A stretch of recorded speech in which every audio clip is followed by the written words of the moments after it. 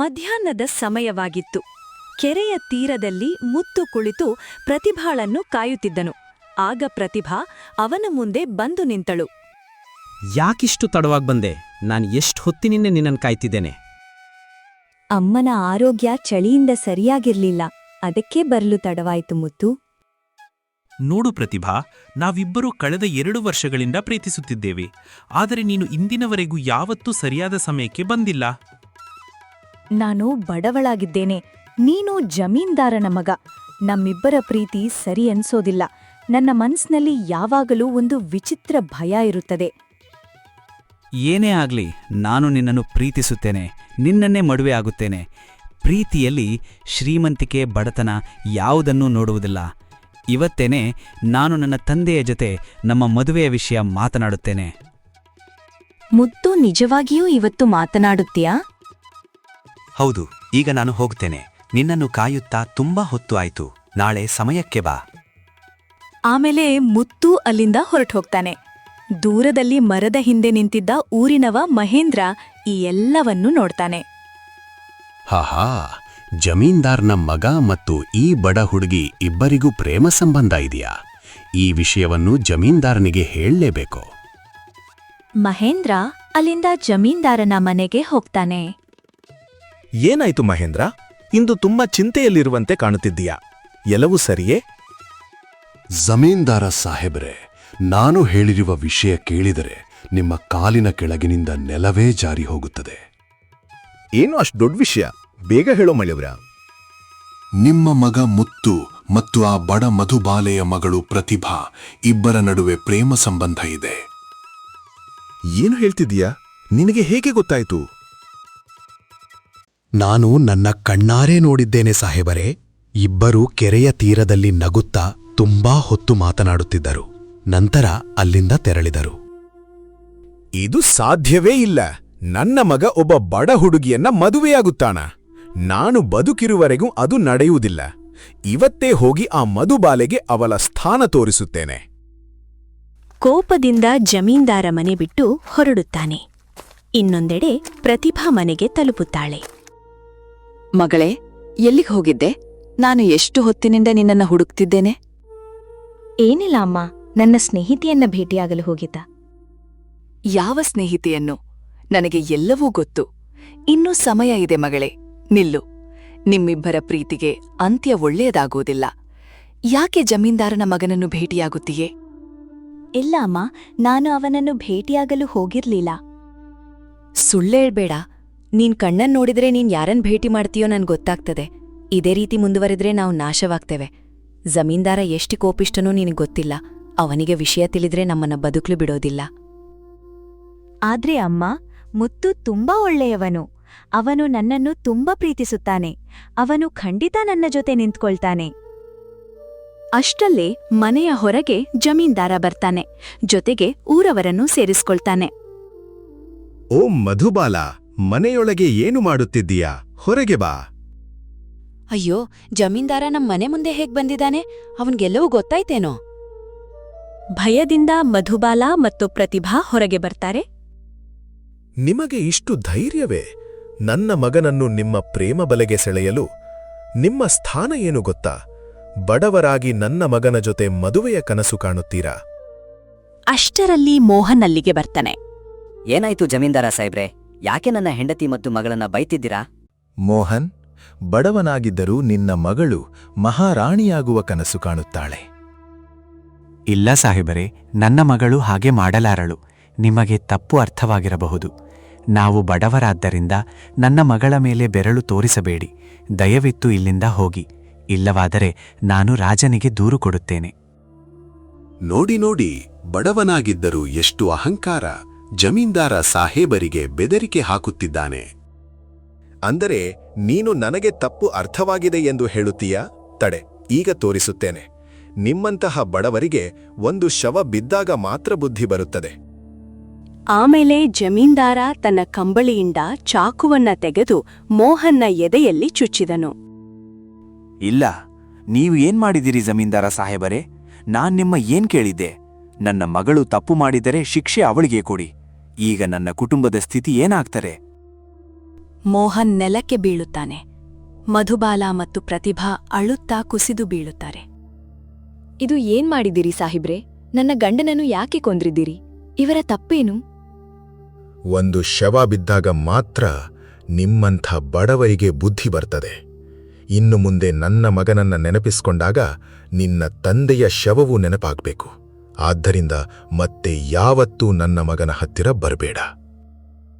ಜಮೀನ್ದಾರ ಸಾಹೇಬರೇ, ನಾನು ನಿಮ್ಮ ಮಗನನ್ನು ಕೇವಲ ಪ್ರೀತಿಸುತ್ತಿದ್ದೆ. ಅದಕ್ಕೆ ಬದಲಾಗಿ ಈ ಎಲ್ಲವನ್ನು ಮಾಡುವ ಅಗತ್ಯವೇನು ಇತ್ತು? ನಿಮ್ಮ ಮಗನೂ ನನ್ನನ್ನು ಪ್ರೀತಿಸಿದ್ದನು. ಹಾಗಿದ್ದರೆ ಯಾವಾಗಲೂ ನನ್ನನ್ನೇ ಯಾಕೆ ದೋಷಿಯಾಗಿಸುತ್ತೀರಿ?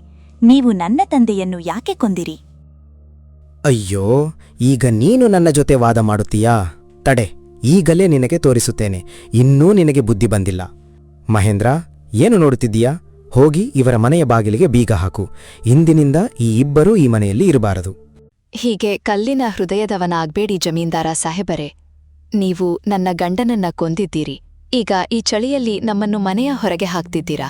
ದಯವಿಟ್ಟು ಸ್ವಲ್ಪ ದಯೆ ತೋರಿಸಿ.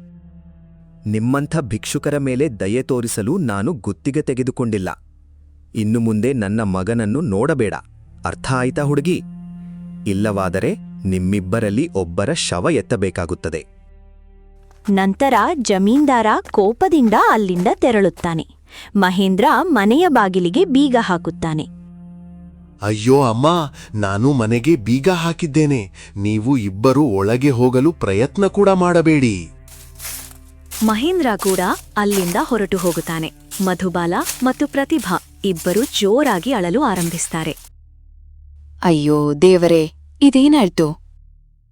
ಅಪ್ಪ, ಅಪ್ಪ, ಎದ್ದೇಳಿ ಅಪ್ಪ, ನನ್ನನ್ನು ಕ್ಷಮಿಸಿ.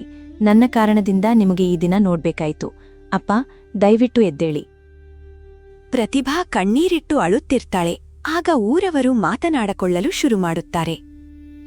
ಛೀ, ಅದಕ್ಕೆ ಹೇಳುತ್ತಾರೆ ತಮ್ಮ ಸಾಮರ್ಥ್ಯಕ್ಕೆ ತಕ್ಕ ಕನಸು ಕಾಣಬೇಕು ಎಂದು. ನೀವು ಬಡವರಾಗಿ ಜಮೀನ್ದಾರನ ಮಗನನ್ನು ಮದುವೆಯಾಗುವ ಕನಸು ಕಂಡರೆ ಇದೇ ಆಗುತ್ತದೆ. ಸ್ವಲ್ಪವಾದರೂ ನಾಚಿಕೆ ಇರಬೇಕಲ್ಲ. ಅವನ ಜೊತೆ ಮದುವೆಯಾಗಬೇಕು ಎಂದು ಹೇಗೆ ಯೋಚಿಸಿದೆ? ಹೌದು, ನೀವು ಸರಿಯಾಗಿ ಹೇಳುತ್ತಿದ್ದೀರಿ. ಇಷ್ಟು ದೊಡ್ಡ ತಪ್ಪನ್ನು ಯಾರು ಮಾಡುತ್ತಾರೆ? ನೋಡಿ, ಇಂದು ನಿನ್ನ ಕಾರಣದಿಂದ ನಿನ್ನ ತಂದೆ ಪ್ರಾಣ ಕಳೆದುಕೊಂಡರು. ನಿನ್ನಂತ ಮಗಳನ್ನು ದೇವರು ಶತ್ರುಗಳಿಗೂ ಕೊಡಬಾರದು. ಇವರಿಗೆ ಯಾವತ್ತೂ ಬುದ್ಧಿ ಬರುವುದಿಲ್ಲ. ಯಾವ ಮಣ್ಣಿನಿಂದ ಮಾಡಿರುವರೋ ಗೊತ್ತಿಲ್ಲ. ಬನ್ನಿ, ಇಲ್ಲಿಂದ ಹೋಗೋಣ. ಹೆಚ್ಚು ಹೊತ್ತು ಉಳಿದರೆ ಜಮೀನ್ದಾರನ ಕೋಪ ನಮ್ಮ ಮೇಲೂ ಬೀಳಬಹುದು. ನಂತರ ಎಲ್ಲ ಊರವರು ಅಲ್ಲಿಂದ ತೆರಳುತ್ತಾರೆ. ಮಧುಬಾಲ ಅಲ್ಲೇ ಕುಳಿತು ಅಳುತ್ತಿರುತ್ತಾಳೆ. ಅಮ್ಮ, ನನ್ನನ್ನು ಕ್ಷಮಿಸು. ನನ್ನ ಕಾರಣವಿಂದ ಅಪ್ಪ ನಮ್ಮನ್ನು ಬಿಟ್ಟು ಹೋದರು. ನಾನು ಮುತ್ತುವನ್ನು ಪ್ರೀತಿಸದೇ ಇದ್ದಿದ್ದರೆ ಇವೆಲ್ಲ ಆಗುತ್ತಿರಲಿಲ್ಲ. ನಾನು ನಿನ್ನನ್ನು ಎಷ್ಟು ಬಾರಿ ಎಚ್ಚರಿಸಿದ್ದೆ ಮಗಳೇ. ನೋಡು, ಇಂದು ನಿನ್ನ ತಂದೆ ಪ್ರಾಣ ಕಳೆದುಕೊಂಡರು. ಈಗ ಈ ಚಳಿಯಲ್ಲಿ ನಮ್ಮನ್ನು ಮನೆಯ ಹೊರಗೆ ಹಾಕಿದ್ದಾರೆ. ನಾವು ಈಗ ಏನ್ ಮಾಡೋದು? ನನ್ನನ್ನು ಕ್ಷಮಿಸು ಅಮ್ಮ. ಮೊದಲು ಅಪ್ಪನ ಅಂತ್ಯ ಸಂಸ್ಕಾರ ಮಾಡಬೇಕು. ಆದ್ರೆ ಹೇಗೆ ಮಗಳೇ? ನಂಬಳಿ ಹಣವೂ ಇಲ್ಲ, ಸಾಮಾನುಗಳೂ ಇಲ್ಲ. ಜಮೀನ್ದಾರ ಮನೆಗೆ ಬೀಗ ಹಾಕಿದ್ದಾನೆ. ನಾವು ಒಳಗೂ ಹೋಗಲಾಗುವುದಿಲ್ಲ. ಊರವರ ಬಳಿ ಸಹಾಯ ಕೇಳೋಣ ಅಮ್ಮ. ಯಾರಾದ್ರೂ ಸಹಾಯ ಮಾಡಬಹುದು. ಈಗ್ಲೇ ನೋಡಿದ್ಯಲ್ಲ, ಯಾರೂ ಸಹಾಯ ಮಾಡೋದಿಲ್ಲ. ಬಾ, ನಿನ್ನ ತಂದೆಯನ್ನು ಮಣ್ಣಿನಲ್ಲಿ ಹೂತು ಬಿಡೋಣ. ಈಗ ನಾವು ಮಾಡಬಹುದಾದದ್ದು ಅಷ್ಟೇ. ನಂತರ ಇಬ್ಬರೂ ಅಳುತ್ತಾ ಮೋಹನ್ನ ದೇಹವನ್ನು ಕೊಂಡೊಯ್ದು ಕಾಡಿನಲ್ಲಿ ಗುಂಡಿ ತೋಡಿ ಹೂಳುತ್ತಾರೆ. ಅಲ್ಲೇ ಕುಳಿತು ಜೋರಾಗಿ ಅಳುತ್ತಾರೆ. ರಾತ್ರಿಯಾಗತೊಡಗುತ್ತದೆ. ಚಳಿ ಹೆಚ್ಚಾಗುತ್ತಿತ್ತು. ಮಗಳೇ, ನನಗೆ ತುಂಬಾ ಚಳಿಯಾಗ್ತಿದೆ. ಅಮ್ಮ, ನನ್ಗೂ ಚಳಿ ಆಗ್ತಿದೆ. ರಾತ್ರಿ ಇನ್ನೂ ಗಾಢವಾದ್ರೆ ಚಳಿ ಹೆಚ್ಚಾಗ್ತಿದೆ. ನಾವು ಯಾರ ಹತ್ರವಾದ್ರೂ ಸಹಾಯ ಕೇಳ್ಬೇಕು. ಇಬ್ಬರೂ ಊರಿನ ಕಡೆ ನಡೆಯುತ್ತಾರೆ. ಒಂದು ಮನೆಯ ಮುಂದೆ ನಿಂತು ಕೂಗುತ್ತಾರೆ. ಕುಸುಮ ಚಿಕ್ಕಮ್ಮ, ಕುಸುಮ ಚಿಕ್ಕಮ್ಮ, ಹೊರಗೆ ಬನ್ನಿ. ಕುಸುಮ ಹೊರಗೆ ಬರ್ತಾಳೆ. ಏನಾಯ್ತೋ? ಈಗ ನಿಮಗೇನು ಬೇಕು? ಚಿಕ್ಕಮ್ಮ, ಅಮ್ಮನಿಗೆ ತುಂಬಾ ಚಳಿ ಆಗ್ತಿದೆ. ದಯವಿಟ್ಟು ಸ್ವಲ್ಪ ಒಣಗಿದ ಬಟ್ಟೆಗಳನ್ನು ಕೊಡಿ. ನನ್ನ ಬಳಿ ಕೊಡುವ ಬಟ್ಟೆಗಳಿಲ್ಲ. ಜೊತೆಗೆ ನಾನು ಜಮೀನ್ದಾರನ ಜೊತೆ ಶತ್ರುತ್ವ ಮಾಡಿಕೊಳ್ಳಲು ಇಷ್ಟಪಡುವುದಿಲ್ಲ. ಅವನು ಯಾರೂ ನಿಂಗೆ ಸಹಾಯ ಮಾಡಬಾರದು ಎಂದು ಬೆದರಿಸಿದ್ದಾನೆ. ಹೀಗೆ ಮಾಡ್ಬೇಡಿ ಚಿಕ್ಕಮ್ಮ. ನನ್ನಮ್ಮನಿಗೆ ಏನಾದ್ರೂ ಆದ್ರೆ ನಾನು ಹೇಗೆ ಬದುಕ್ಲಿ? ದೇವ್ರ ಹೆಸ್ರಲ್ಲಿ ಸ್ವಲ್ಪ ಸಹಾಯ ಮಾಡಿ. ಕುಸುಮ ಏನೂ ಹೇಳದೆ ಮನೆಯೊಳಗೆ ಹೋಗುತ್ತಾಳೆ. ಹೀಗೆ ಇಬ್ಬರೂ ಹಲವಾರು ಮನೆಗಳಿಗೆ ಹೋಗುತ್ತಾರೆ. ಆದರೆ ಯಾರೂ ಸಹಾಯ ಮಾಡುವುದಿಲ್ಲ. ಕೊನೆಗೆ ಬೇಸತ್ತು ಒಂದು ಮರದ ಕೆಳಗೆ ಕುಳಿತುಕೊಂಡು ಚಳಿಯಲ್ಲಿ ನಡುಗುತ್ತಾ ರಾತ್ರಿ ಕಳೆಯುತ್ತಾರೆ. ಪ್ರತಿಭಾಳ ತಾಯಿಯ ಆರೋಗ್ಯ ಹದಗೆಡತೊಡಗುತ್ತದೆ. ಪ್ರತಿಭಾ ನಿಧಾನವಾಗಿ ಎದ್ದು ಜಮೀನ್ದಾರನ ಮನೆ ಕಡೆ ಹೋಗುತ್ತಾಳೆ. ಮರೆಮಾಚುತ್ತಾ ಮುತ್ತುವಿನ ಮುಂದೆ ನಿಂತುಕೊಳ್ಳುತ್ತಾಳೆ. ಅಯ್ಯೋ, ನೀನು ಈ ಸಮಯದಲ್ಲಿ ನನ್ನ ಮನೆಗೆ ಯಾಕೆ ಬಂದಿದ್ಯಾ? ಹೋಗು, ಅಪ್ಪ ನೋಡಿದ್ರೆ ದೊಡ್ಡ ಅನರ್ಥ ಆಗ್ತದೆ. ನಮ್ಮ ಜೊತೆ ಏನಾಯ್ತು ಅನ್ನೋದು ನಿನಗೆ ಗೊತ್ತಿಲ್ವೇ? ಇಂದು ನಿನ್ನ ತಂದೆ ನಮ್ಮ ಮನೆಗೆ ಬಂದು ನನ್ನ ತಂದೆಯನ್ನು ಚಾಕುವಿನಿಂದ ಕೊಂದುಬಿಟ್ಟರು. ನನ್ನ ಅಮ್ಮನನ್ನೂ ನನ್ನನ್ನು ಮನೆಯಿಂದ ಹೊರಹಾಕಿದ್ದಾರೆ. ಮತ್ತೆ ನಾನು ನಿನ್ನನ್ನು ಭೇಟಿ ಮಾಡಿದರೆ ನನ್ನ ಅಮ್ಮನನ್ನು ಕೊಲ್ಲುವುದಾಗಿ ಬೆದರಿಸಿದ್ದಾರೆ. ಇಷ್ಟು ಎಲ್ಲ ಆಗಿದೆ, ಆದ್ರೆ ನಿನಗೆ ಇನ್ನೂ ಏನು ಗೊತ್ತಿಲ್ಲವಾ? ಏನು? ನನ್ನ ತಂದೆ ಇಷ್ಟು ದೊಡ್ಡ ಕೆಲಸ ಮಾಡಿದ್ದಾರೆಯೇ? ನನಗೆ ಇದುವರೆಗೆ ಗೊತ್ತೇ ಇಲ್ಲ. ನಾನು ಈಗಲೇ ತಂದೆಯ ಜೊತೆ ಮಾತನಾಡುತ್ತೇನೆ. ನಂತರ ಮುತ್ತು ಅಲ್ಲಿಂದ ಹೊರಟು ಹೋಗ್ತಾನೆ. ಏನಾಯ್ತು ಮುತ್ತು? ತುಂಬಾ ಕಳವಳವಾಗಿರುವಂತೆ ಕಾಣುತ್ತೀಯಲ್ಲ. ಅಪ್ಪ, ನೀವು ಏನು ಮಾಡಿದ್ದೀರಿ? ಪ್ರತಿಭಾಳ ತಂದೆಯನ್ನ ಕೊಂದು ಅವರನ್ನ ಮನೆಯಿಂದ ಯಾಕೆ ಹೊರಹಾಕಿದ್ದೀರಿ? ಅಯ್ಯೋ, ಈಗ ನೀನು ನನಗೆ ಪ್ರಶ್ನೆ ಕೇಳುತ್ತೀಯಾ? ನಿನಗೆ ಆ ಬಡ ಹುಡುಗಿಯನ್ನು ಪ್ರೀತಿಸುವ ಧೈರ್ಯ ಹೇಗೆ ಬಂದಿತು? ಈ ಜಗತ್ತಿನಲ್ಲಿ ಎಷ್ಟು ಶ್ರೀಮಂತ ಮನೆಗಳ ಹುಡುಗಿಯರು ಇದ್ದಾರೆ, ರಾಜಕುಮಾರಿಯರು ಇದ್ದಾರೆ. ಅವರೆಲ್ಲರನ್ನು ಬಿಟ್ಟು ನೀನು ಒಬ್ಬ ಬಡ ಹುಡುಗಿಯನ್ನು ಯಾಕೆ ಪ್ರೀತಿಸಿದೆ? ನಿನಗೆ ಗೊತ್ತಲ್ಲ ನನಗೆ ಬಡವರ ಮೇಲೆ ಎಷ್ಟು ದ್ವೇಷ ಇದೆ ಎಂದು. ಆ ಹುಡುಗಿಯನ್ನು ಮರೆತು ಬಿಡು. ನಿಮ್ಮ ಮದುವೆ ಯಾವತ್ತೂ ನಡೆಯುವುದಿಲ್ಲ. ಅವಳ ಬಗ್ಗೆ ಇನ್ನೊಂದು ಮಾತು ಆಡಿದರೂ ನನ್ನಿಗಿಂತ ಕೆಟ್ಟವನು ಯಾರೂ ಇರಲ್ಲ. ಏನಾದರೂ ಮಾಡಿದರೆ ಅದರ ಬೆಲೆ ನಿನಗೂ ನಿನ್ನ ಅಮ್ಮನಿಗೂ ಕಟ್ಟಬೇಕಾಗುತ್ತದೆ. ಈಗ ಇಲ್ಲಿಂದ ಹೋಗು. ನಂತರ ಮುತ್ತು ಅಲ್ಲಿಂದ ಹೊರಟು ಪ್ರತಿಭಾಳ ಬಳಿ ಬರುತ್ತಾನೆ. ನನ್ನನ್ನು ಕ್ಷಮಿಸು. ನಾನು ನನ್ನ ತಂದೆಯ ಮುಂದೆ ಏನೂ ಮಾತಾಡಲಿಲ್ಲ. ನಾನು ವಿರೋಧಿಸಿದರೆ ಅವರು ನನ್ನ ಅಮ್ಮನಿಗೆ ತುಂಬಾ ನೋವು ಕೊಡುತ್ತಾರೆ. ಅವರು ನನಗೆ ಬೆದರಿಕೆ ಹಾಕಿದ್ದಾರೆ. ನನ್ನ ಅಮ್ಮನಿಗೆ ತೊಂದರೆಯಾಗುವುದನ್ನು ನಾನು ನೋಡಲಾರೆ. ನನ್ನ ಅಮ್ಮನಿಗಿಂತ ದೊಡ್ಡದು ನನಗೆ ಯಾವುದೂ ಇಲ್ಲ. ನನ್ನನ್ನು ಕ್ಷಮಿಸು. ನಾನು ನನ್ನ ತಂದೆಯ ವಿರುದ್ಧ ಹೋಗಿ ನಿನ್ನನ್ನು ಮದುವೆಯಾಗಲು ಸಾಧ್ಯವಿಲ್ಲ. ನಿನ್ನ ಅಮ್ಮ ಆದರೆ ನನ್ನ ಅಮ್ಮ ಅಲ್ಲವಾ? ಅವಳು ಈ ಚಳಿಯಲ್ಲಿ ಹೊರಗೆ ನರಳುತ್ತಿದ್ದಾಳೆ. ನನ್ನ ತಂದೆಯೂ ಇದೇ ಪ್ರೀತಿಯ ಕಾರಣಕ್ಕೆ ಸತ್ತರು. ನೀನು ಹೇಸಿಗೆ ಮನುಷ್ಯ. ತನ್ನ ಪ್ರೀತಿಗಾಗಿ ಒಂದು ಹೆಜ್ಜೆಯನ್ನೂ ಇಡಲಾರೆ. ನನ್ನ ತಂದೆ ಈಗ ಈ ಲೋಕದಲ್ಲೇ ಇಲ್ಲ. ಆದರೂ ನಾನು ನಮ್ಮ ಪ್ರೀತಿಯನ್ನು ಉಳಿಸಬೇಕೆಂದು ಬಯಸುತ್ತಿದ್ದೇನೆ. ಆದರೆ ನಿನಗೆ ನಮ್ಮ ಪ್ರೀತಿ ಉಳಿಯಬೇಕು ಅನ್ನಿಸುವುದೇ ಇಲ್ಲ. ಈಗ ನನಗೆ ಅರ್ಥ ಆಯಿತು. ಯಾರಿಗಾಗಿ ನಾನು ನನ್ನ ಕುಟುಂಬವನ್ನೇ ಕಷ್ಟಕ್ಕೆ ತಳ್ಳಿದ್ದೇನೋ ಅವನು ತನ್ನ ತಂದೆಯ ಮುಂದೆ ಒಂದು ಪ್ರಶ್ನೆಯನ್ನೂ ಕೇಳಲಾರನು. ಇನ್ನು ಮುಂದೆ ನನ್ನ ಮುಂದೆ ಬರಬೇಡ. ನನಗೂ ಈಗ ನಿನ್ನ ಜೊತೆ ಯಾವುದೇ ಸಂಬಂಧ ಬೇಡ. ಇಂದಿನಿಂದ ನಮ್ಮ ಸಂಬಂಧ ಮುಗಿದಿದೆ. ಮುತ್ತು ಮೌನವಾಗಿ ನಿಂತಿರುತ್ತಾನೆ. ಪ್ರತಿಭಾ ಅಳುತ್ತಾ ಅಲ್ಲಿಂದ ಹೊರಟು ಹೋಗುತ್ತಾಳೆ. ದೇವ್ರೆ, ನಾನೀಗ ಏನ್ ಮಾಡ್ಲಿ? ತಂದೆಯ ಮುಂದೆ ಭಯದಿಂದ ಏನೂ ಮಾತನಾಡಲು ಆಗುವುದಿಲ್ಲ. ಪ್ರತಿಭಾಳನ್ನು ಪಡೆಯುವ ಆಶೆಯೂ ಇಲ್ಲದಂತಾಗಿದೆ. ಅವಳ ಪ್ರೀತಿಯನ್ನು ಮರೆತೇ ಬಿಡಬೇಕು. ಕುಟುಂಬದ ಗೌರವಕ್ಕಿಂತ ದೊಡ್ಡದು ಯಾವುದೂ ಇಲ್ಲ. ನಾವು ದೊಡ್ಡ ಮನೆಯವರು, ಗೌರವದ ಬಗ್ಗೆ ಯೋಚಿಸಲೇಬೇಕು. ಅಷ್ಟರಲ್ಲಿ ಪ್ರತಿಭಾ ತನ್ನ ತಾಯಿಯ ಬಳಿ ಓಡಿ ಬರುತ್ತಾಳೆ. ಅಮ್ಮ, ನೀನು ಚೆನ್ನಾಗಿದ್ಯಾ? ಮಗಳೇ, ನನ್ನ ದೇಹ ಈಗ ಕೆಲಸ ಮಾಡುತ್ತಿಲ್ಲ. ಈ ಚಳಿಯಿಂದ ದೇಹವೇ ಗಟ್ಟಿಯಾಗಿದೆ ಎನ್ನಿಸುತ್ತದೆ. ಊರವರು ಸಹಾಯಕ್ಕೂ ಬರಲಿಲ್ಲ. ನಾನು ಯಾರಾದರೂ ಹಳೆಯ ಬಟ್ಟೆ ಕೇಳಿ ನೋಡುತ್ತೇನೆ. ಯಾರಾದರೂ ಹರಿದ ಬಟ್ಟೆಯಾದರೂ ಕೊಡಬಹುದು. ಅದರಿಂದ ಚಳಿ ತಗ್ಗಬಹುದು. ಇಲ್ಲದಿದ್ದರೆ ಈ ಚಳಿ ಇನ್ನೂ ಹೆಚ್ಚಾಗುತ್ತಿದೆ. ಪ್ರತಿಭಾ ಅಳುತ್ತಾ ಅಲ್ಲಿಂದ ಹೊರಟು ಹೋಗ್ತಾಳೆ. ಸ್ವಲ್ಪ ದೂರ ಹೋದ ನಂತರ ಒಂದು ವೃದ್ಧ ಮಹಿಳೆ ತನ್ನ ಗುಡಿಸಲಿನೊಳಗೆ ಜೋರಾಗಿ ಅಳುತ್ತಿರುವುದನ್ನು ನೋಡ್ತಾಳೆ. ಅಯ್ಯೋ ಅಜ್ಜಿ, ಏನಾಯ್ತು? ಯಾಕೆ ಅಳುತ್ತಿದ್ದಾರೆ? ಹೋಗಿ ನೋಡುತ್ತೇನೆ. ಪ್ರತಿಭಾ ಆ ವೃದ್ಧೆಯ ಬಳಿಗೆ ಹೋಗ್ತಾಳೆ. ಏನಾಯ್ತು ಅಮ್ಮ? ಯಾಕೆ ಅಳುತ್ತಿದ್ದೀಲಿ? ನನ್ನ ಆರೋಗ್ಯ ತುಂಬಾ ಕೆಟ್ಟಿದೆ ಮಗಳೇ. ಹೊಟ್ಟೆ ತುಂಬಾ ನೋವು ಮಾಡ್ತಿದೆ. ನನ್ನ ಮಗ ನಗರಕ್ಕೆ ಹೋಗಿದ್ದಾನೆ. ಯಾವಾಗ ಬರುತ್ತಾನೋ ಗೊತ್ತಿಲ್ಲ. ಔಷಧಿ ಸಿಗುತ್ತಿಲ್ಲ. ಅವನು ಎಲ್ಲಿಟ್ಟಿದ್ದಾನೆ ಗೊತ್ತಾಗುತ್ತಿಲ್ಲ. ಈ ಕತ್ತಲಲ್ಲಿ ಏನೂ ಕಾಣುತ್ತಿಲ್ಲ. ಈ ನೋವೇ ನನ್ನ ಪ್ರಾಣ ತೆಗೆದುಕೊಳ್ಳುತ್ತಿದೆ. ನಾನು ನಿಮಗಾಗಿ ಔಷಧಿ ಹುಡುಕ್ತೇನೆ. ಸ್ವಲ್ಪ ಹೊತ್ತು ನೋಡ್ತೇನೆ ಇರಿ. ಹೌದು ಮಗಳೇ, ನನಗೆ ಸಹಾಯ ಮಾಡು. ಇಲ್ಲವಾದರೆ ಈ ನೋವು ಇಂದು ನನ್ನನ್ನು ಕೊಂದುಬಿಡುತ್ತದೆ. ನಂತರ ಪ್ರತಿಭಾ ಔಷಧಿಯನ್ನು ಹುಡುಕಿ ತಂದು ವೃದ್ಧೆಗೆ ಕೊಡುತ್ತಾಳೆ. ಔಷಧಿ ಕುಡಿಸಿ ನೋವು ಕಡಿಮೆಯಾಗುವವರೆಗೆ ಅವಳ ಬಳಿ ಕುಳಿತುಕೊಳ್ಳುತ್ತಾಳೆ. ಸ್ವಲ್ಪ ಹೊತ್ತಿನ ನಂತರ ವೃದ್ಧೆಗೆ ಆರಾಮವಾಗುತ್ತದೆ. ನೀನು ತುಂಬ ಒಳ್ಳೆಯ ಮನಸ್ಸಿನ ಹುಡುಗಿ ಮಗಳೇ. ನೀನು ನನಗೆ ಸಹಾಯ ಮಾಡಿದೆ. ಇಂದಿನ ಕಾಲದಲ್ಲಿ ಯಾರೂ ಯಾರಿಗೂ ಸಹಾಯ ಮಾಡುವುದಿಲ್ಲ. ಅಮ್ಮ, ಜನರು ಸ್ವಾರ್ಥವಿಲ್ಲದೆ ಯಾರೂ ಸಹಾಯ ಮಾಡುವುದಿಲ್ಲ ಎನ್ನುತ್ತಾರೆ. ಆದರೆ ಇಂದು ಸಹಾಯ ಕೇಳುವುದು ನನ್ನ ಅನಿವಾರ್ಯತೆ. ದಯವಿಟ್ಟು ನನಗೆ ಬಿಸಿ ಬಟ್ಟೆ ಕೊಡಿ. ಈ ಚಳಿಯಿಂದ ನನ್ನ ಅಮ್ಮನ ಆರೋಗ್ಯ ಕೆಡುತ್ತಿದೆ. ನಮ್ಮ ಬಳಿ ಬಿಸಿ ಬಟ್ಟೆಯೇ ಇಲ್ಲ. ನೀನು ನನಗೆ ಸಹಾಯ ಮಾಡಿದೆಯಲ್ಲ, ನಾನು ಖಂಡಿತ ನಿನಗೆ ಏನಾದ್ರೂ ಕೊಡುತ್ತೇನೆ. ಆದರೆ ನನ್ನ ಬಳಿ ಹೊಸ ಬಟ್ಟೆ ಇಲ್ಲ. ಒಂದು ಚಿಕ್ಕ ಚಾದರ ಮಾತ್ರ ಇದೆ. ಬೇಕಾದ್ರೆ ಅದನ್ನು ತೆಗೆದುಕೊಂಡು ಹೋಗು. ಸರಿಯಮ್ಮ, ಅದೂ ಸಾಕು. ನಂತರ ಪ್ರತಿಭಾ ಆ ಚಾದರವನ್ನು ತೆಗೆದುಕೊಂಡು ಮಧುಬಾಲಾಳ ಬಳಿ ಬರುತ್ತಾಳೆ.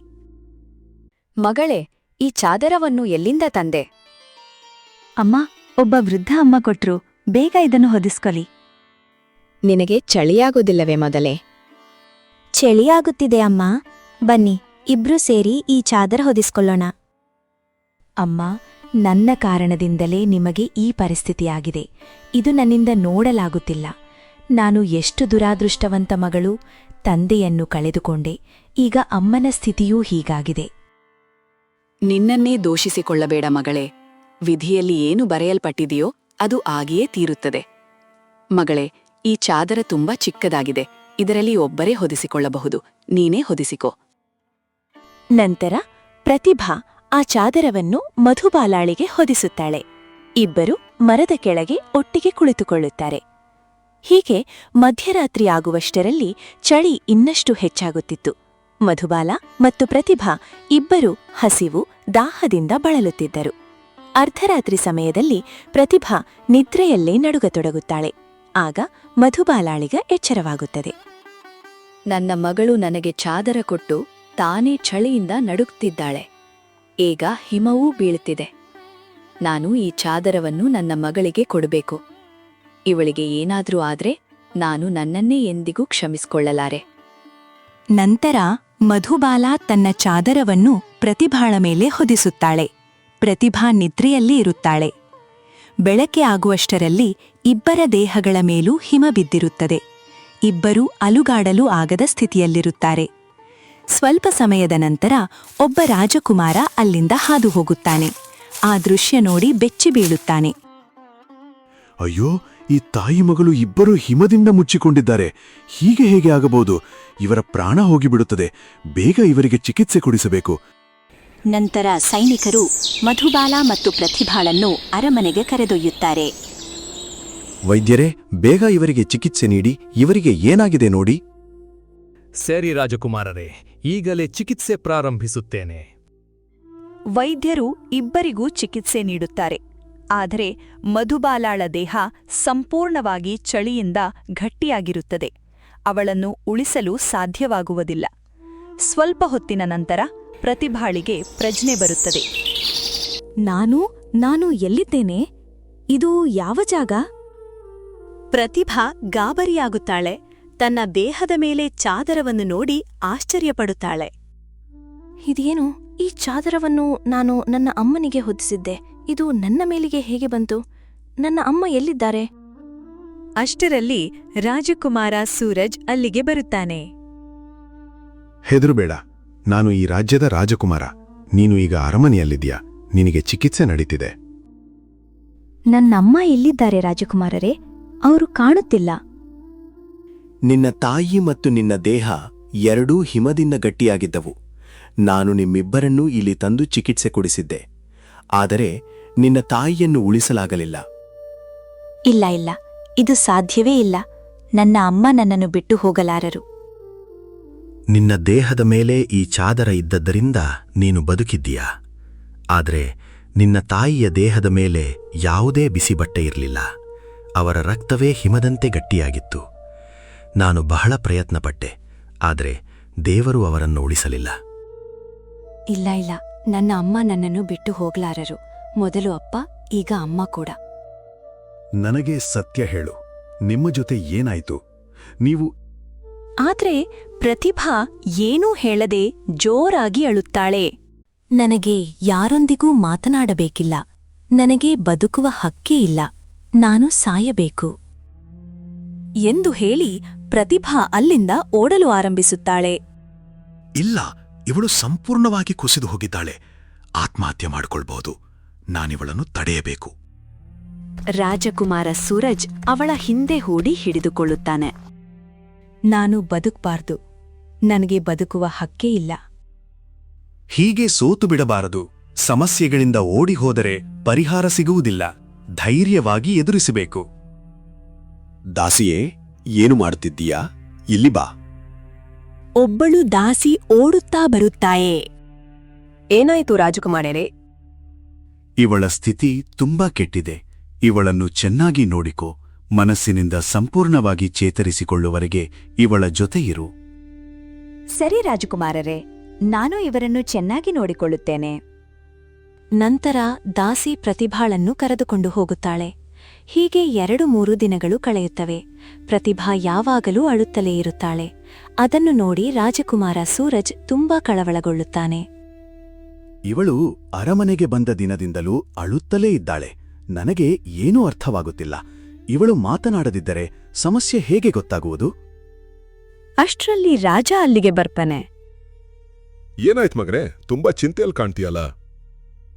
ಅಪ್ಪ, ನಮ್ಮ ರಾಜ್ಯದಲ್ಲಿ ಏನಾಗುತ್ತಿದೆ ಗೊತ್ತಿಲ್ಲ. ಒಬ್ಬ ತಾಯಿ ಮಗಳು ಇಬ್ಬರೂ ಹಿಮದಂತೆ ಗಟ್ಟಿಯಾಗಿ ಮರದ ಕೆಳಗೆ ಬಿದ್ದಿದ್ದರು. ನಾನು ಪ್ರತಿಭಾಳನ್ನು ಉಳಿಸಿದೆ, ಆದರೆ ಅವಳ ತಾಯಿ ಬದುಕಲಿಲ್ಲ. ಅವಳು ಅರಮನೆಗೆ ಬಂದ ದಿನದಿಂದಲೂ ಅಳುತ್ತಲೇ ಇದ್ದಾಳೆ. ಅವಳ ಮನಸ್ಸಿನಲ್ಲಿ ತುಂಬಾ ಆಳವಾದ ಗಾಯ ಇದೆ ಅನ್ನಿಸುತ್ತದೆ. ಅವಳಿಗೆ ಸ್ವಲ್ಪ ಸಮಯ ಕೊಡಬೇಕು ಮಗನೇ.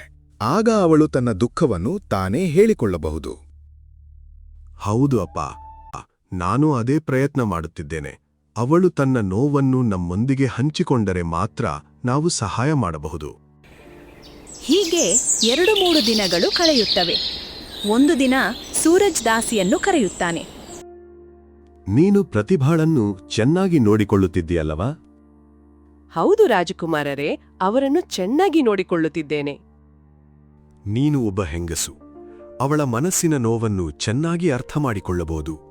ಅವಳ ಜೊತೆ ಮಾತನಾಡು. ಅವಳ ಜೀವನದಲ್ಲಿ ಏನಾಯಿತು ಎಂದು ಕೇಳು. ನಾನು ಹಲವು ಬಾರಿ ಕೇಳಲು ಪ್ರಯತ್ನಿಸಿದ್ದೇನೆ, ಆದರೆ ಅವರು ಏನೂ ಹೇಳಿಲ್ಲ. ಚಿಂತಿಸಬೇಡಿ ರಾಜಕುಮಾರರೇ, ಇಂದು ಸಂಪೂರ್ಣ ಸತ್ಯ ತಿಳಿದುಕೊಳ್ಳಲು ಪ್ರಯತ್ನಿಸುತ್ತೇನೆ. ನಂತರ ದಾಸಿ ಪ್ರತಿಭಾಳ ಬಳಿ ಹೋಗುತ್ತಾಳೆ. ಪ್ರತಿಭಾ ಕಿಟಕಿಯಿಂದ ಹೊರಗೆ ಒಂದು ಮರವನ್ನು ನೋಡುತ್ತಿರುತ್ತಾಳೆ.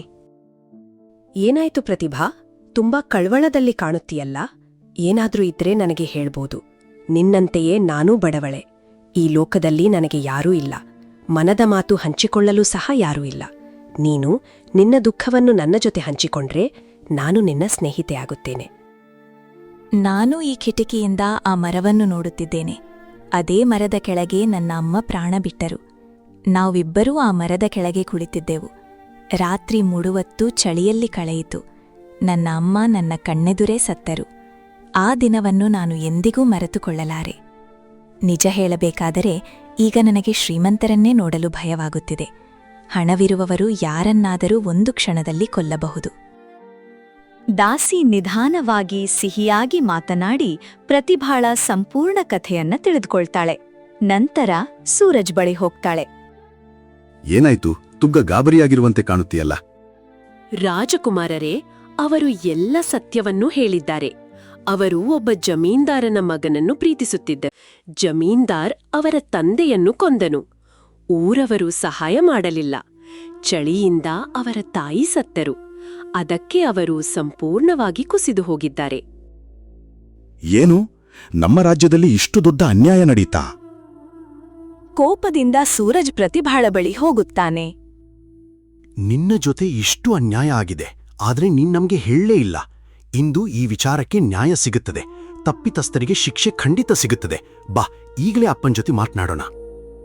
ಬೇಡ ರಾಜಕುಮಾರರೇ, ನನಗೆ ಯಾರೊಂದಿಗೂ ಮಾತನಾಡಬೇಕಿಲ್ಲ. ದಯವಿಟ್ಟು ಬಿಡಿ. ಇಲ್ಲ, ನೀನು ಬರಲೇಬೇಕು. ನಂತರ ಸೂರಜ್ ಪ್ರತಿಭಾಳ ಕೈ ಹಿಡಿದು ರಾಜನ ಮುಂದೆ ಕರೆದುಕೊಂಡು ಹೋಗುತ್ತಾನೆ. ಏನಾಯ್ತು ಮಗನೇ? ಸೂರಜ್ ಎಲ್ಲಾ ಸತ್ಯವನ್ನೂ ರಾಜನಿಗೆ ಹೇಳುತ್ತಾನೆ. ಏನು? ನಮ್ಮ ರಾಜ್ಯದಲ್ಲಿ ಇಷ್ಟು ಭೀಕರ ಅಪರಾಧ ನಡೆಯುತ್ತಿದೆಯಾ? ಇದು ದೊಡ್ಡ ಪಾಪ. ಇದಕ್ಕೆ ಖಂಡಿತ ತೀರ್ಪು ಕೊಡಬೇಕು. ಅಪ್ಪ, ನಾನು ಪ್ರತಿಭಾಳನ್ನು ಮದುವೆಯಾಗಲು ಬಯಸುತ್ತೇನೆ. ಅವಳ ಮನಸ್ಸು ಸಂಪೂರ್ಣವಾಗಿ ಒಡೆದು ಹೋಗಿದೆ. ಬದುಕುವ ಆಸೆಯನ್ನು ಕಳೆದುಕೊಂಡಿದ್ದಾಳೆ. ನಾನು ಅವಳನ್ನು ಅವಳ ಸೌಂದರ್ಯಕ್ಕಾಗಿ ಮದುವೆಯಾಗುತ್ತಿಲ್ಲ. ಪ್ರೀತಿಯಲ್ಲಿ ಎಲ್ಲರೂ ಸಮಾನರು ಎಂದು ಜಗತ್ತಿಗೆ ತೋರಿಸಲು ಅವಳನ್ನು ಮದುವೆಯಾಗಲು ಬಯಸುತ್ತೇನೆ. ಇದು ತುಂಬಾ ಸಂತೋಷದ ವಿಷಯ ಮಗನೇ. ನೀನು ಮದುವೆಯಾಗಲು ಬಯಸಿದ್ರೆ ನನಗೆ ಯಾವುದೇ ವಿರೋಧ ಇಲ್ಲ. ಇಲ್ಲ ಮಹಾರಾಜರೇ, ನಾನು ರಾಜಕುಮಾರರನ್ನು ಮದುವೆಯಾಗಲು ಇಷ್ಟಪಡೋದಿಲ್ಲ. ನನ್ನ ಕಾರಣದಿಂದ ನನ್ನ ತಂದೆ ತಾಯಿ ಈ ಲೋಕದಲ್ಲಿ ಇಲ್ಲ. ನಾನು ಯಾರ ಜೀವನಕ್ಕೆ ಹೋದ್ರೂ ಕೇಡೇ ಆಗತ್ತೆ ಅನಿಸ್ತದೆ. ಇಲ್ಲ ಮಗಳೇ, ನೀನು ತುಂಬಾ ಒಳ್ಳೆಯವಳು. ನಿನ್ನ ಸುತ್ತಲಿನವರು ಮಾತ್ರ ಕೆಟ್ಟವರು. ನೀನು ತಪ್ಪೇ ಮಾಡಿಲ್ಲ. ಇಂದುನೇ ನಿಮ್ಮಿಬ್ಬರ ಮದುವೆಯನ್ನು ಅದ್ಧೂರಿಯಾಗಿ ಮಾಡಿಸುತ್ತೇನೆ. ಸ್ವಲ್ಪ ಸಮಯದಲ್ಲೇ ಅರಮನೆಯಲ್ಲಿ ಅದ್ಧೂರಿ ಸಿದ್ಧತೆಗಳು ನಡೆಯುತ್ತವೆ. ರಾಜಕುಮಾರ ಸೂರಜ್ ಮತ್ತು ಪ್ರತಿಭಾಳ ಮದುವೆ ಸಂತೋಷದಿಂದ ನೆರವೇರುತ್ತದೆ. ಅಪ್ಪ, ನಮ್ಮ ಮದುವೆ ಆಗಿದೆ. ಆದ್ರೆ ಇನ್ನೊಂದು ಕೆಲ್ಸ ಬಾಕಿಯಿದೆ. ಪ್ರತಿಭಾಳ ಜೊತೆ ಅನ್ಯಾಯ ಮಾಡಿದವರಿಗೆ ಶಿಕ್ಷೆ ಕೊಡಬೇಕು. ಸರಿ ಮಗನೇ, ಈಗಲೇ ಜಮೀನ್ದಾರನನ್ನೂ ಊರವರನ್ನೂ ಅರಮನೆಗೆ ಕರೆಯಿಸುತ್ತೇನೆ. ಸೈನಿಕರೇ, ಕೂಡಲೇ ಜಮೀನ್ದಾರ, ಅವನ ಮಗ ಮತ್ತು ಊರವರನ್ನೆಲ್ಲ ಅರಮನೆಗೆ ಕರೆತನ್ನಿರಿ. ಸ್ವಲ್ಪ ಸಮಯದ ನಂತರ ಎಲ್ಲರೂ ಅರಮನೆಗೆ ಬರುತ್ತಾರೆ. ಅಯ್ಯೋ, ಇದು ಪ್ರತಿಭಾಳಲ್ಲವಾ? ಅವಳು ರಾಜಕುಮಾರನ ಪಕ್ಕದಲ್ಲಿ ಯಾಕೆ ನಿಂತಿದ್ದಾಳೆ? ರಾಜಕುಮಾರ ಅವಳನ್ನು ಮದುವೆಯಾಗಿದ್ದಾನಾ? ಎಲ್ಲರೂ ಮೌನವಾಗಿರಿ. ಇಲ್ಲಿ ಹೆಚ್ಚು ಮಾತನಾಡುವ ಅಗತ್ಯವಿಲ್ಲ. ಜಮೀನ್ದಾರ, ಹೇಳು, ಒಬ್ಬ ಬಡವನನ್ನು ಕೊಲ್ಲುವ ಧೈರ್ಯ ನಿನಗೆ ಹೇಗೆ ಬಂತು? ನಿನ್ನ ಮಗನು ಅವಳನ್ನು ಪ್ರೀತಿಸುತ್ತಿದ್ದ. ಹಾಗಿದ್ದರೆ ಶಿಕ್ಷೆ ಅವಳ ಕುಟುಂಬಕ್ಕೆ ಯಾಕೆ? ಮಹಾರಾಜರೇ, ಅವಳು ಬಡ ಹುಡುಗಿ. ನನ್ನ ಮನೆಯ ಸೊಸೆಯಾಗಲು ಯೋಗ್ಯಳಲ್ಲ. ಅದಕ್ಕೆ ನಾನು ಹಾಗೆ ಮಾಡಿದೆ. ತೀರ್ಪುಗಳನ್ನು ನೀನೇ ಕೊಡಲು ಶುರು ಮಾಡಿದರೆ ನಾನಿಲ್ಲಿ ಯಾಕೆ ಕುಳಿತಿದ್ದೇನೆ? ನಿನ್ನ ಮಗನು ಪ್ರೀತಿ ಮಾಡಿದ್ದ. ಆ ಲೆಕ್ಕದಲ್ಲಿ ಅವನಿಗೂ ಮೃತ್ಯುದಂಡ ಸಿಗಬೇಕು. ಮತ್ತು ಅವಳನ್ನು ತಗ್ಗಿಸಲು ಯತ್ನಿಸಿದವರು ನೋಡಿ, ಇಂದು ಅವಳು ಈ ರಾಜ್ಯದ ಮಹಾರಾಣಿಯಾಗಿದ್ದಾಳೆ. ನಾನು ಪ್ರತಿಭಾಳನ್ನು ಮದುವೆಯಾಗಿದ್ದೇನೆ. ಇಂದಿನಿಂದ ಅವಳು ನನ್ನ ಹೆಂಡತಿ. ಇಲ್ಲ ಪ್ರತಿಭಾ, ನೀನು ಹೀಗೆ ಮಾಡಲಾರೆ. ನೀನು ರಾಜಕುಮಾರನನ್ನು ಯಾಕೆ ಮದುವೆಯಾದೆ? ನಾನು ಇನ್ನೂ ನಿನ್ನನ್ನು ಪ್ರೀತಿಸುತ್ತೇನೆ. ನಿನ್ನಂತವನನ್ನು ನಾನು ಹೇಗೆ ಪ್ರೀತಿಸಿದೆ ಎಂದು ಯೋಚಿಸಿದರೆ ನನಗೇ ನಾಚಿಕೆ ಆಗುತ್ತದೆ. ತನ್ನ ತಂದೆಯ ಮುಂದೆ ಒಂದು ಮಾತು ಆಡಲಾರದವನನ್ನು ನಾನು ದ್ವೇಷಿಸುತ್ತೇನೆ. ಸೈನಿಕರೇ, ಜಮೀನ್ದಾರ ಮತ್ತು ಅವನ ಮಗ ಇಬ್ಬರನ್ನು ಕಾರಾಗೃಹದಲ್ಲಿ ಹಾಕಿರಿ. ಇಲ್ಲ ಮಹಾರಾಜರೇ, ನಮ್ಮನ್ನು ಕ್ಷಮಿಸಿ. ಕ್ಷಮೆ ಕೇಳಿದ್ರೆ ಅವಳ ತಂದೆ ತಾಯಿ ಮತ್ತೆ ಬದುಕಿ ಬರ್ತಾರಾ? ಮತ್ತು ಊರವರೇ, ಗಮನದಿಂದ ಕೇಳಿ. ಬಡವರು ಅಂದರೆ ಮನುಷ್ಯರಲ್ಲ ಎಂದು ಯೋಚಿಸಿದ್ದೀರಾ? ನೀವೆಲ್ಲರೂ ಸಮಾನ ತಪ್ಪಿತಸ್ಥರು. ಮುಂದೆ ಯಾವ ಬಡವನ ಮೇಲಾದರೂ ಅನ್ಯಾಯ ನಡೆದಾಗ ಯಾರಾದರೂ ಮೌನವಾಗಿದ್ರೆ ಅವರಿಗೆ ಕಠಿಣ ಶಿಕ್ಷೆ ಸಿಗುತ್ತದೆ. ನಂತರ ಸೈನಿಕರು ಜಮೀನ್ದಾರ ಮತ್ತು ಮುತ್ತುವನ್ನು ಕರೆದುಕೊಂಡು ಹೋಗ್ತಾರೆ. ಊರವರು ತಲೆ ತಗ್ಗಿಸಿ ಅರಮನೆಯಿಂದ ಹೊರಟು ಹೋಗ್ತಾರೆ. ಇಂದು ಮೊದಲ ಬಾರಿಗೆ ಈ ರಾಜ್ಯದಲ್ಲಿ ನಮಗೂ ಗೌರವ ಇದೆ ಅನ್ನಿಸಿತು. ಬಡವರಾಗಿರುವುದೇ ಪಾಪ ಎಂದು ಭಾವಿಸಿದ್ದೆವು. ಮಹಾರಾಜರೇ, ರಾಜಕುಮಾರರೇ, ನಿಮಗೆ ತುಂಬಾ ಧನ್ಯವಾದಗಳು. ನೀವು ನನಗೆ ಒಂದು ಪಾಠ ಕಲಿಸಿದ್ದೀರಿ. ಮನುಷ್ಯನ ಬೆಲೆ ಅವನ ಹೃದಯದಿಂದ ನಿರ್ಧಾರವಾಗುತ್ತದೆ. ಮಗಳೇ, ಇದು ನಿನ್ನ ಹಕ್ಕು. ನೀನು ತುಂಬಾ ಒಳ್ಳೆಯ ಹೃದಯದವಳು. ಸಂಬಂಧಗಳು ಹೃದಯದಿಂದ ಕಟ್ಟಲ್ಪಡುತ್ತವೆ, ಶ್ರೀಮಂತಿಕೆ ಅಥವಾ ಬಡತನದಿಂದ ಅಲ್ಲ. ಆ ದಿನದ ನಂತರ ಪ್ರತಿಭಾ ಅರಮನೆಯಲ್ಲಿ ಸಂತೋಷದಿಂದ ಬದುಕಲು ಆರಂಭಿಸುತ್ತಾಳೆ. ಊರವರು ತಮ್ಮ ತಪ್ಪಿನ ಬಗ್ಗೆ ನಾಚಿಕೆಪಟ್ಟು ಮತ್ತೆ ಯಾವ ಬಡ ಹುಡುಗಿಯ ಮೇಲೂ ಇಂತಹ ಕ್ರೂರ ವರ್ತನೆ ಮಾಡಿಲ್ಲ. ಕಥೆ ನಿಮಗೆ ಇಷ್ಟವಾದರೆ ವಿಡಿಯೋಗೆ ಲೈಕ್ ಮಾಡಿ, ಚಾನೆಲ್ ಅನ್ನು ಸಬ್ಸ್ಕ್ರೈಬ್ ಮಾಡೋದನ್ನು ಮರೆಯಬೇಡಿ. ಪ್ರತಿಭಾ ಮತ್ತು ರಾಜಕುಮಾರ ಸೂರಜ್ ಅವರ ಕಥೆ ನಿಮಗೆ ಹೇಗಿತ್ತು ಎಂಬುದನ್ನು ಕಮೆಂಟ್ನಲ್ಲಿ ತಪ್ಪದೇ ತಿಳಿಸಿ. ಮತ್ತೆ ಇನ್ನೊಂದು ಅದ್ಭುತ ಕಥೆಯೊಂದಿಗೆ ಭೇಟಿಯಾಗೋಣ.